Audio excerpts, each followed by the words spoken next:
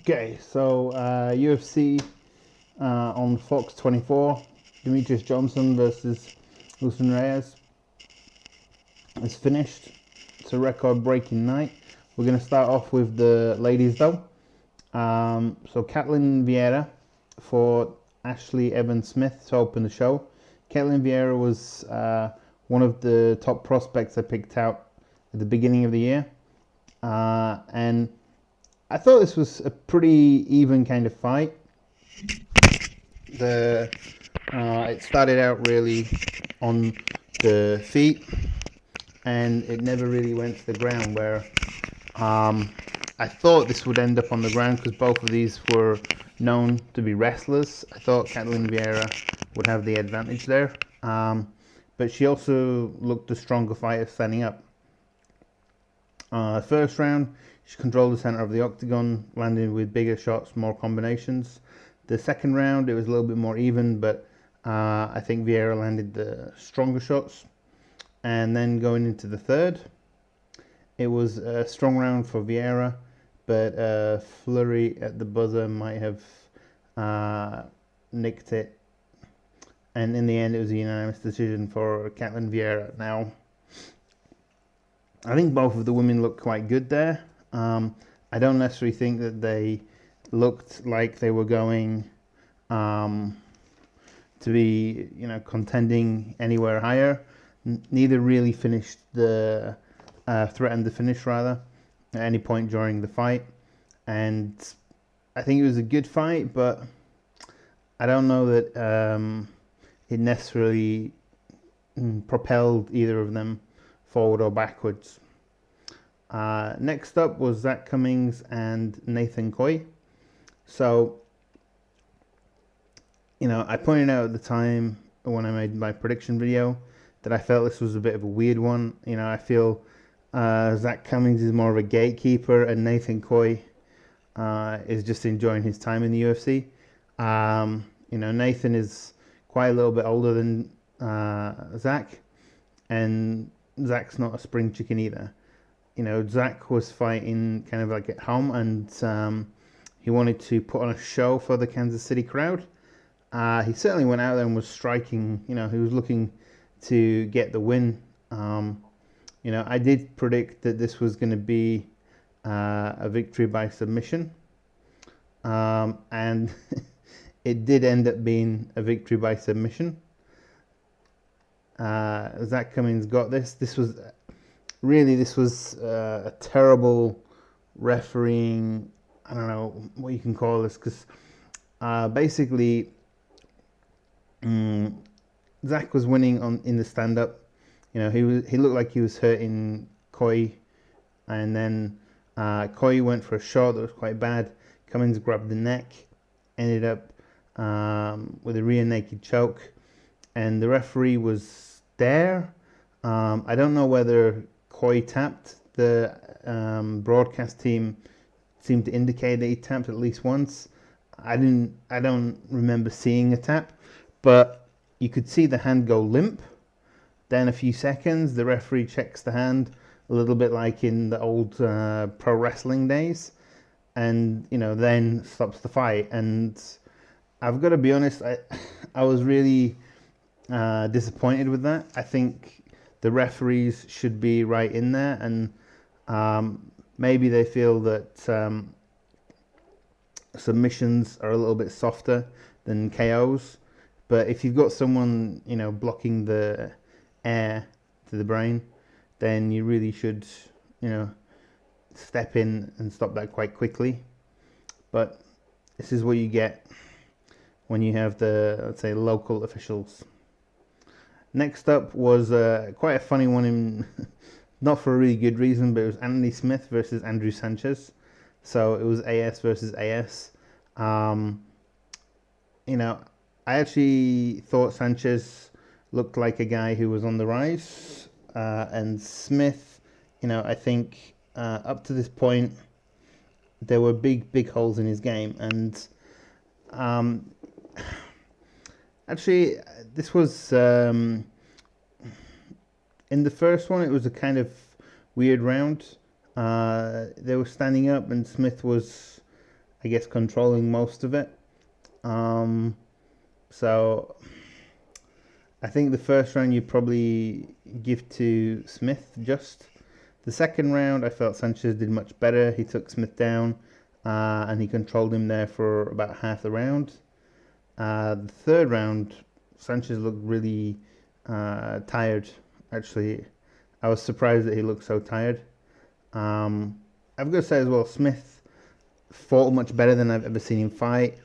I think he's starting to understand his height, how he should take advantage of his range and things like that. But yeah, I mean, it was Sanchez who was tired, going for a poor takedown, and he ended up, eating a few shots and a brutal knee that landed the knockout for Smith.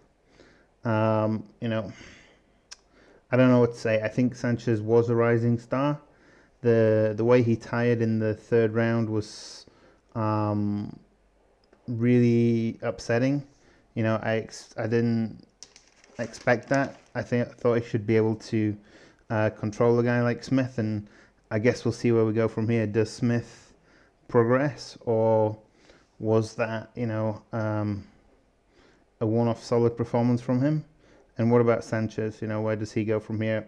So there's a lot of questions coming out of that fight. Next up was Devin Clark versus Jack Collier. Both of these guys had fought at middleweight, but they were fighting tonight at light heavyweight. And there's a real stark difference in the training of these guys. Like Devin Clark's training out of Jackson Wink, probably the best training camp in the world, and Collier is pretty much training by himself or with a coach, but small gym, few training partners, or a lack of experience there. I picked Clark on points, and it kind of went exactly how I thought it would go. Clark got the takedown and held him there, which is pretty much what I predicted. The first round, it happened like that. Clark had a lot of control. The second round, Collier was trying spinning strikes that just ended up with Clark taking him down repeatedly. And then in the third, Clark scored an early takedown. This was a pretty easy decision for Clark. Now, Collier does have a lot of upside, and actually, to be fair to his coach as well, his coach offered good advice in the corner between rounds, but you could see the difference in the training partners, in what Devin Clark had witnessed. And at this level, you can't just throw out weird spinning stuff and hope it lands. I think Collier impressed me on the ground. His defensive wrestling and things like that was enough to survive, but I don't think he's ever going to be able to survive in the UFC in his current situation. He might go out on the regional scene and lap up title after title and beat, some bums, but at the elite level, I think Jake Collier needs to get better training partners. Maybe somebody will take on his coach, give him a job at a bigger gym, because he seems like a guy who really gets it. The advice is pretty good. But Jake Collier at least needs to go find other training partners if he's going to stay with that gym and hope to progress. So the next fight was Aljamain Sterling versus Augusto Mendes. Now, Aljamain Sterling was a guy who I'd been very high on for a long time, and I guess he was one of those guys that many people had picked out. Comes from a great camp, had been, inspired to get in by his old, university friend, John Jones. And he looked really good up until the Brian Caraway loss. Then the performance against Asuncao, where he just looked like he didn't pull the trigger. And he was a guy that really he needed to get back into, or he needed to move into be more aggressive. Augusto Mendes, that has some of the greatest BJJ credentials, only lost to Cody Garbrandt, and I thought that Mendes might get this by decision, but everything really relied on Aljo, and Aljo turned up. He was great. He had the great first round. Got a takedown. The transitions, if you want to show somebody the transitions, how to wrestle and do BJJ, there's a few great ones on this card, and this was the first one. I think Mendes went for more finishes, like he was attacking more, and I think he landed the best punch, but Sterling had more control and he got the takedown. The second round, most of the round was pressed against the fence, and Aljamain got the takedown. So I had that as 2 rounds to nothing for Aljamain. And in the third round, Mendes looked tired. It was really poor in the stand-up exchanges, and not too surprisingly, Aljamain Sterling got the decision. 2 fights ago, I thought the title picture was beckoning for Aljo, and he may be back on the course there. I think the team that he's got, they're in a tough position at the moment. You could hear Matt Serra's BJJ coaching and giving him really, really good advice from the side of the cage. And I think that Ray Longo is a great striking coach, but I don't know that that is the best camp in the world right now. They seem to be going through a little bit of a tough time up there, and it might help Aljamain Sterling if he goes somewhere else and gets a little bit of different look. Somebody give him a bit more advice, help him with game plans, because he might have won by decision, but I never really felt it was close that he was going to finish Mendes. Even when he scored the takedowns in the first round, Mendes was more active off the back and more likely to finish the fight. So I think there's still work there for Sterling, but there's not a huge amount you can do, to encourage him to go somewhere else, especially when, they've had champions, they've had influence with Wonderboy, who went on to fight for the championship twice. And another great match on the ground with transitions and stuff was Tim Elliott versus Louis Smolka. Now, I did predict that this was going to be all about the transitions, and it really was. It was just amazing. Louis Smolka's takedown defense is horrible. Absolutely terrible. But Elliott really couldn't keep him down. He was getting up too easily, and the scrambles in this, the back and forth exchanges and transitions were amazing. It was really, really exciting. The first round I scored for Elliott because of the takedowns. I think I don't know if it's an official number, but I wrote down 5-1 takedowns. The second round, again, beautiful transitions. I had Elliott with 2-0 takedowns, and then in the third round, 4-1. So that should be 11-2 complete takedowns for Tim Elliott, and he won the decision 30-27. Now, winning 30-27, I think, doesn't really highlight how how exciting both fighters were in terms of the transitions, but it was a case of the takedowns. The striking didn't really have an impact in this fight. I can't remember anyone really being close with any submissions or anything like that. So, it's fair to say that Elliott deserved to win it 30-27, but it was a little bit closer than that. It was just Elliott kept scoring the takedowns and takedowns and takedowns, but he wasn't necessarily controlling the round after scoring the takedown. He wasn't necessarily threatening with a submission. I do encourage anybody who didn't watch it to go watch that fight.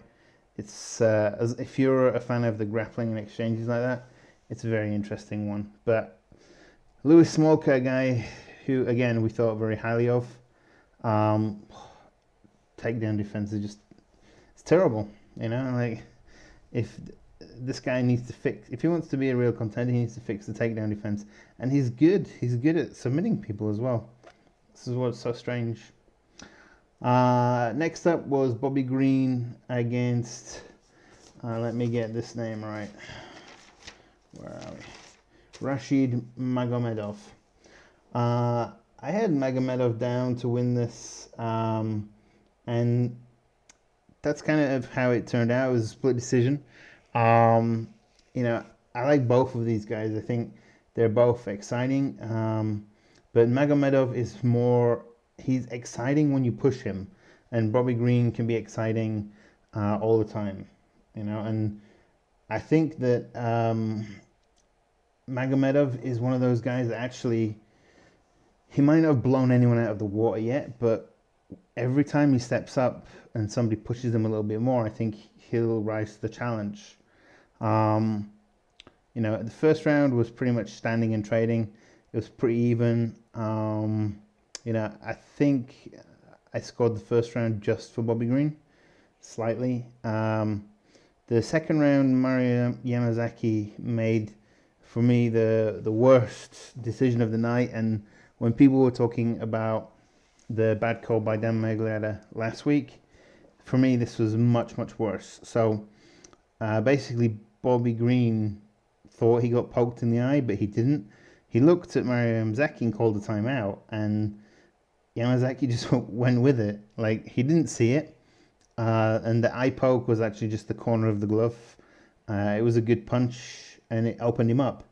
That stopped Magomedov's momentum.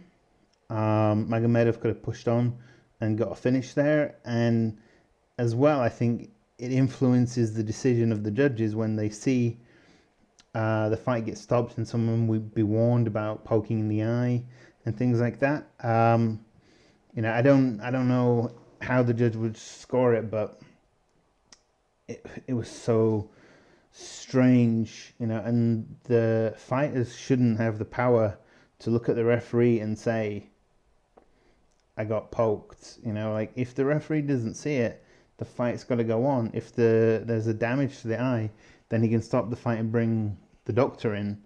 But he can't just stop it and give this guy a bit of time out to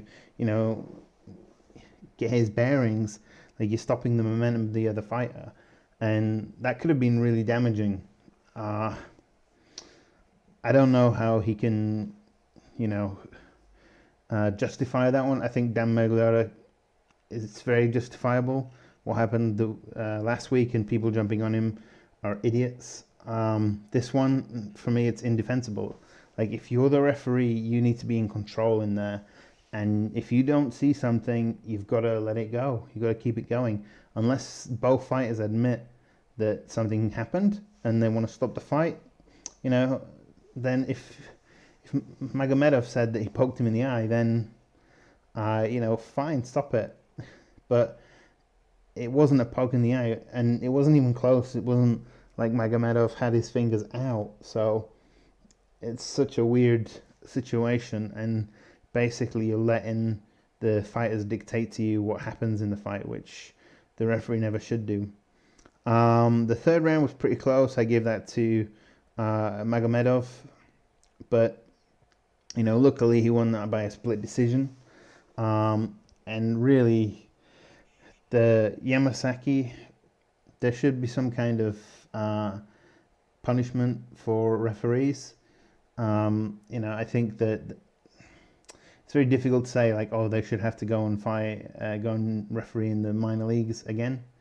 But that was a really poor decision, in my opinion. That if it was in a title fight, that could affect hugely a division, not just one or two people's careers. It could affect the whole division. Next up was Tom Dukan making his debut. This was a kid that I was on the bandwagon for Dukan well before I was on the bandwagon for DeCasey. Dukan has been a star for many years, and the last time his contract was up with Bama, I thought he was going to go to the UFC. He decided to re-sign for Bama. He was a 2-weight world champion there. You know, he's under the tutelage of Greg Jackson. So he's got a lot of things going for him. Now, this was quite an interesting one because he was fighting against Patrick Williams, who was a wrestler who I think they said he'd been off for about 2 years. And he looked strong early on. He looked a little bit dangerous. But Jesus, in the first round, he was so tired. He put his hands on his hips twice. You know, it wasn't really a surprise towards the end of the first round. Dukan poured it on, and it looked to me like at the buzzer, one of the elbows had knocked Williams down. Brian Stan on commentary was saying that it was a slip because he was tired. Yeah, well, guess what? Second round came around, he was still tired, and he got knocked out. Dukan announced his arrival. He is the Fire Kid. He's a very young guy. You know, I put him at the #1 in my prospects video. I think Williams pushed him. I think Williams opened, you know, or asked some questions of him, and certainly there's holes in Dukan's game that need to be improved, and it's up to the UFC to bring him along at the right pace. But I think he could be a really, really big star for the UFC. He's a good-looking young kid. He's French. I think the more comfortable he gets in the UFC, you'll see more of his flair kind of style. It wasn't that much on show today, but you know, the Fire Kid's got a big future ahead of him. The next fight was a heavyweight clash. This was Alexander Volkanov. Is that his name? Yeah, Alexander Volkov against Roy Big Country Nelson. Now, I gotta say that I really expected Big Country to try and push this against the fence, like his teammate Tim Johnson did to Volkov. And you know, I thought that Volkov would try and keep this at distance. Now, that's pretty much how it worked out. Nelson scored a trip in the first round, controlled most of the round. Dan Mergliata stood them up with about 25 seconds to go of the first round, and Volkov unloaded massively. Had Nelson up against the fence. Nelson fired back with a few shots as well, but it was certainly an exciting end to the round that there wasn't a lot of action in. But you know, I think you have to give it to Big Country because he kind of scored the trip as well as landing some shots.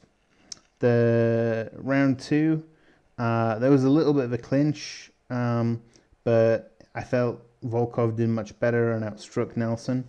And then in the third round, Drago outstruck Nelson.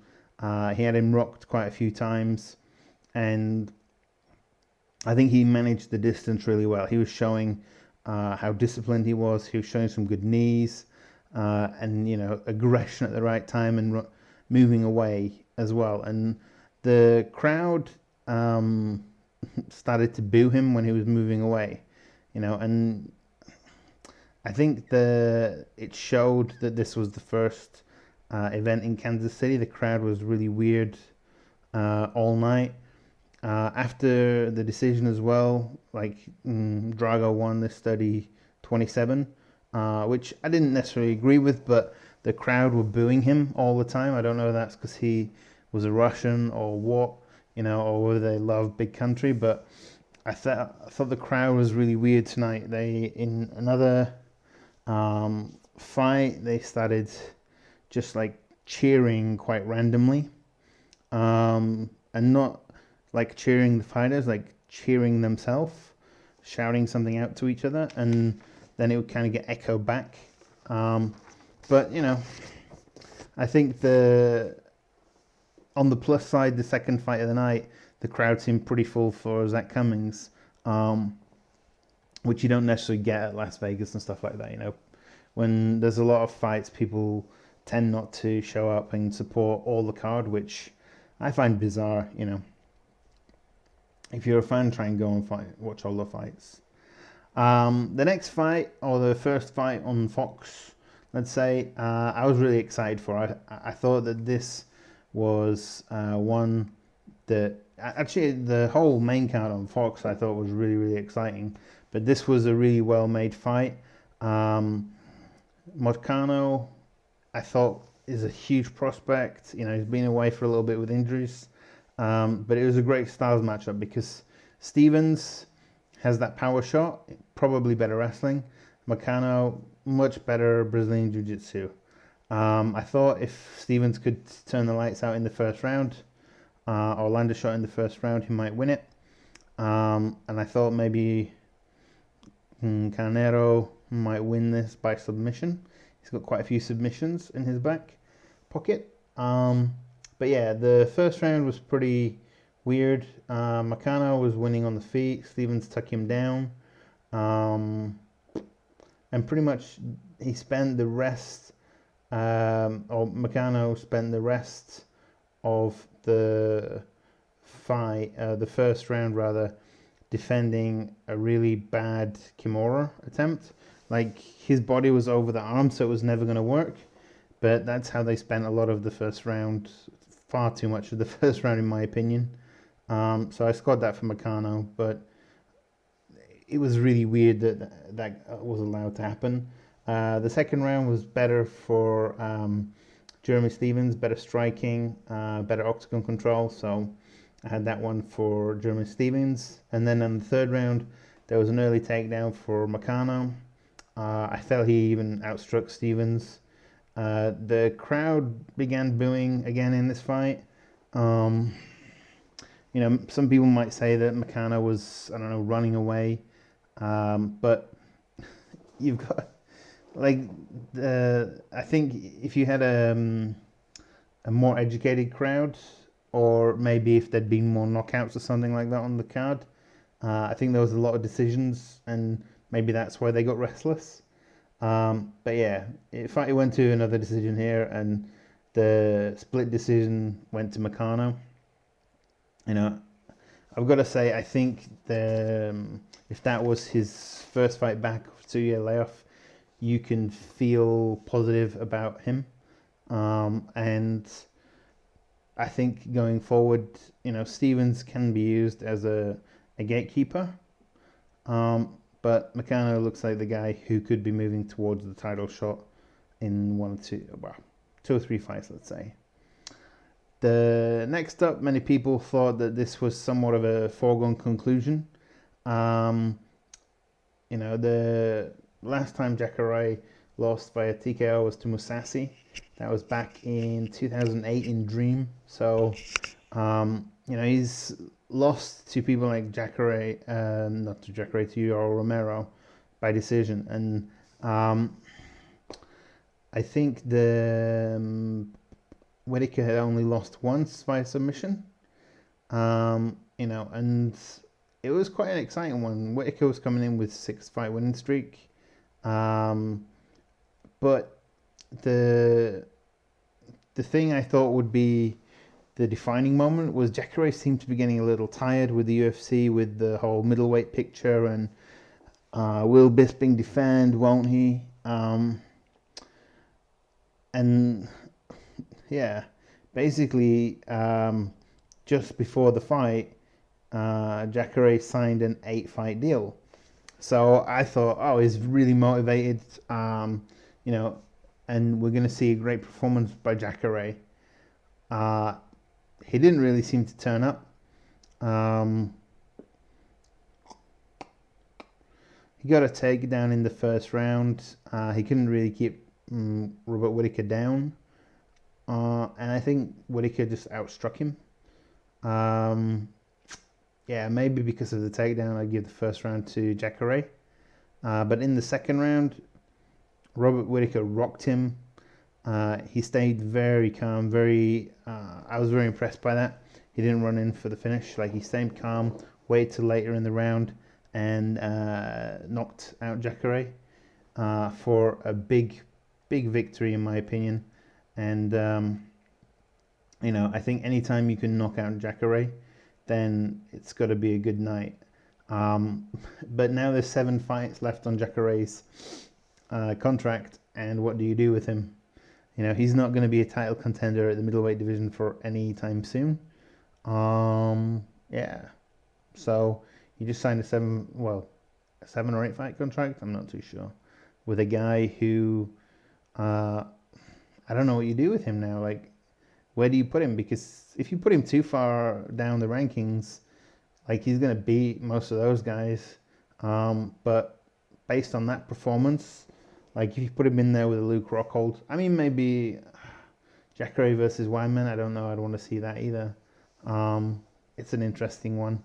I think they're pinning themselves in a corner. I know that they signed him up not wanting to lose him to Bellator, with the possibility that Mousasi's going off to Bellator. But, him losing tonight really backfired. 8 fight contracts at his age.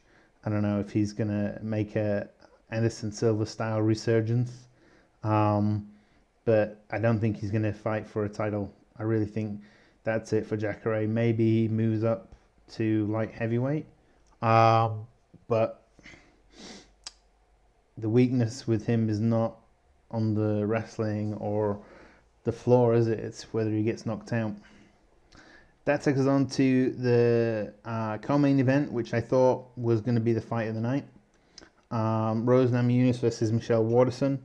I think very highly of both of these women.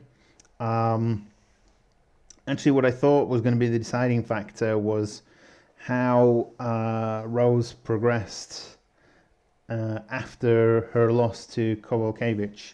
I thought that Waterson could do a lot of the same things that Kowalkiewicz did to her. But Rose is only 24, and she makes these huge leaps and bounds between, I'd say more between losses than between victories. She really seems to be a kind of fighter that learns from losses. And in the first round, it was really back and forth. Michelle Waterson got the takedown, but in doing so, Rose managed to take her back. Rose got a takedown as well, so I think you have to give the first round to Rose. And then the second round, the Rose just landed a perfectly timed head kick, got the back, got the rear naked choke in, and got the victory. She's obviously going to go on and fight Jędrzejczyk, or Andrade rather, Jędrzejczyk or Andrade, but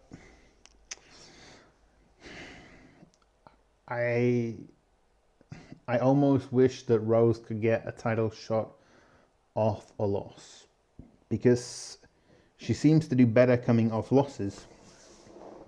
She impresses me more coming off losses than she does going through victories. But I don't know, maybe Rose is just getting all aspects of the game figured out and bringing it all together, and if that's the case, then good for her.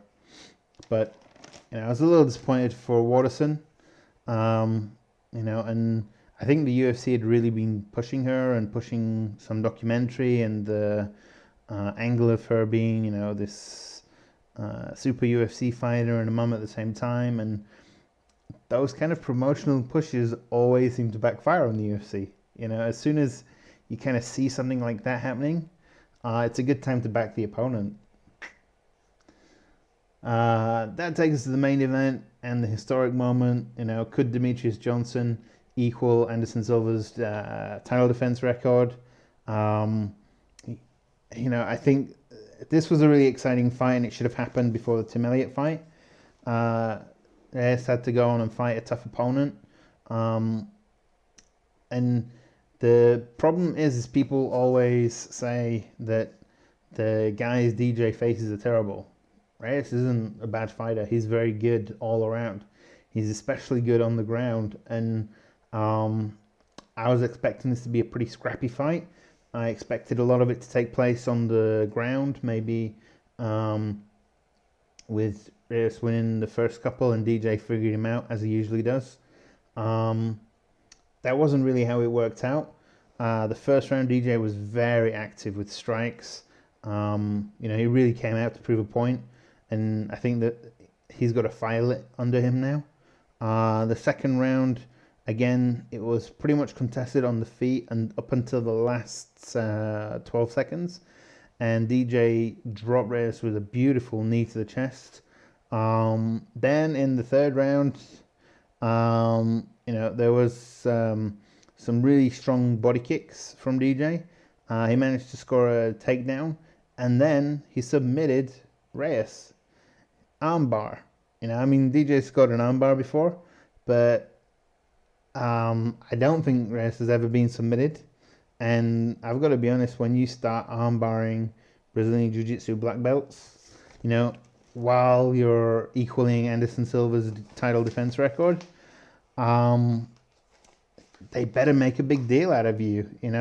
I would have really liked them to have had Anderson Silva on hand to put the belt on him. You could bring in GSP, but there's no decision on his fight against Bisping. And also, Anderson Silva's in a weird position because there's no opponent for him, like he'd to stare down against himself. But I would have liked them to do something special. Hopefully, if DJ gets this, record, they really do go all out and make something special for him. I would love to see them put that on fight week, but it's probably a little bit too close right now. And we don't know who's going to be his next opponent because, he's beat everybody in the division easily. So, are they going to run another tournament to see who gets to fight him again? I don't know. So weird. Yeah. Who's he going to fight next? It's a big interesting question. I guess that's one that's going to be decided soon. But I really hope he goes on and breaks Anderson Silva's record because he deserves the respect. Like, all around, great fighter. Every area, I think he's a great guy. And, if people don't get behind him because they don't think he's exciting, like, he put it on a really good show tonight, and he deserves a lot of respect. So I look forward to seeing title defense number 11. I hope he sticks around for another 5 years defending that belt and gets this unassailable run that nobody can touch him on. But when people start talking about the GOAT, like Anderson Silva was the GOAT, or Randy Couture or Dan Henderson was the GOAT, John Jones was the GOAT, and all of a sudden something goes a little bit wrong, or they retire, and people forget very quickly about how good those guys were. So I don't think we can really talk about Demetrius Johnson being the GOAT or being there until he's ready to retire, because if he sticks around as a champion for another 5 years, then yeah, definitely he's the GOAT. And he might put up a record that nobody will ever beat. But if he beats Anderson Silva's record, goes off and loses, moves up a division, loses 5 straight, then, the record's going to be tainted, isn't it? Okay, that's in the bag. Next week we've got a very exciting fight, Swanson and Lubov. Hopefully I'll get the Gustafsson and Teixeira prediction video up sometime this week. Enjoy Easter.